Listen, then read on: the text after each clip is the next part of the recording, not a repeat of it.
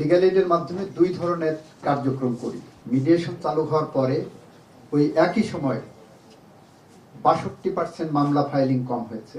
পাওয়ার অধিকার, right two B defended যেটাকে আমরা বলি, এটা তার একটা মানবিক অধিকার, মানবাধিকার এবং মৌলিক অধিকার দুটোই। সেটাকে চিন্তা করে ১৯৯৪ সালে আমাদের দেশনেত্রী বেগম খালেদা জিয়া প্রথমবারের মতো অ্যাডমিনিস্ট্রেটিভ অর্ডার দিয়ে এদেশে লিগ্যাল এইড কনসেপ্টটা চালু করেছিলেন। যে একজন মানুষ অপরাধ যত বড় অপরাধী হোক না কেন, তার নিজেকে ডিফেন্ড করার একটা অধিকার থাকবে, এবং তার যদি লয়ার না দিতে পারে, টাকা পয়সা না দিতে পারে, সেই ক্ষেত্রে রাষ্ট্র তার পক্ষে দাঁড়াবে, টাকা পয়সা দিয়ে। আইন আইনের মতো চলবে, আদালত আদালতের মতো দেখবেন। সেই কনসেপ্টটাই পরবর্তীতে লিগ্যাল এইড ফরম্যাটে আসে। আমরা নতুন করে লিগ্যাল এইড অ্যাক্ট হিসাবে ২০২৬ সালে এটা নিয়ে এসেছি, এবং এখানে লিগ্যাল এইড অ্যাক্টের আন্ডারে আমাদের নতুন অধিদপ্তর গঠিত হয়েছে।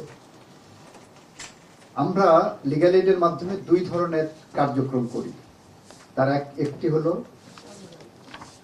অসহায় দরিদ্র গরিব মানুষকে লিগ্যাল এইড দিই, আরেকটা হলো আমরা মিডিয়েশন করে দিই, প্রি ট্রায়াল মিডিয়েশন বা প্রি ফাইলিং অফ কেসে মিডিয়েশনে যাই। আমাদের এই যাত্রায় আমাদের সাথে ইউএনডিপিও আছে, জিআইজেড আছে, আরো দু একটি অর্গানাইজেশন, জাইকা আছে। আমাদের এই যাত্রায় প্রথমে আমরা ৮টি জেলায় শুরু করেছিলাম, পরবর্তীতে 20টি জেলা আরো সংযোগ হয়েছে। তো রিসেন্টলি আমি একটা স্ট্যাটিস্টিক দেখছিলাম, নারায়ণগঞ্জ জেলাতে ইতিপূর্বে, নারায়ণগঞ্জ না নরসিংদী জেলাতে একই সময়ে গত বছর লিগ্যাল এইড অধিদপ্তর ওখানে মিডিয়েশন শুরু করার আগে গত বছর যে পরিমাণ মামলা ফাইল করেছিল, মিডিয়েশন চালু হওয়ার পরে ওই একই সময় ৬২% মামলা ফাইলিং কম হয়েছে। আমরা মনে করছি এটা আমাদের বাংলাদেশের লিগ্যাল রিফর্মের অন্যতম একটি পদক্ষেপ। আমরা প্রান্তিক জনগোষ্ঠী পর্যন্ত পৌঁছতে চাই।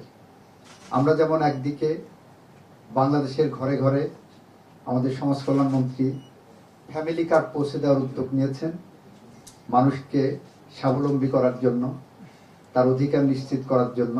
কৃষি মন্ত্রণালয় কৃষক কার্ড দেওয়ার চেষ্টা করছেন। আমরা আইন মন্ত্রণালয় থেকে বলছি ওই সমস্ত প্রান্তিক জনগোষ্ঠী যাদের নিজেদেরকে ভালনারেবল মনে না করেন, নিজেদেরকে অসহায় মনে না করেন, যাতে তারা মনে করেন যে আমাদের পাশে রাষ্ট্র আছে।